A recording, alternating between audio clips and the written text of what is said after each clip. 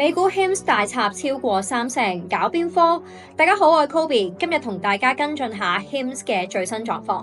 樂和樂德6月23號宣布提前終止同 HIMSS 合作，合作期唔夠2個月，原因係樂和樂德指控 HIMSS 違法大量銷售仿製藥，甚至作出誤導宣傳，部分仿製藥成分未經 FDA 檢查。值得留意，其實自4月底，樂和樂德開始供應減肥藥 Wegovy 俾 HIMSS 之後，HIMSS 股價由30美元樓下一路升到6月3號高位67.357美元，即係一度倍升。但今次消息一出，股價急插。之後要留意 HIMSS 點樣解釋事件，同埋會唔會面對官非或者調查。有睇我 Kobe 財智密碼群組都知，我持有少量 HIMSS， 尋晚大約44美元水平止蝕離場，等市場消化完壞消息，先再重新評估呢一隻股份。你哋又點樣睇 HIMSS 呢單消息呢？點睇我嘅部署？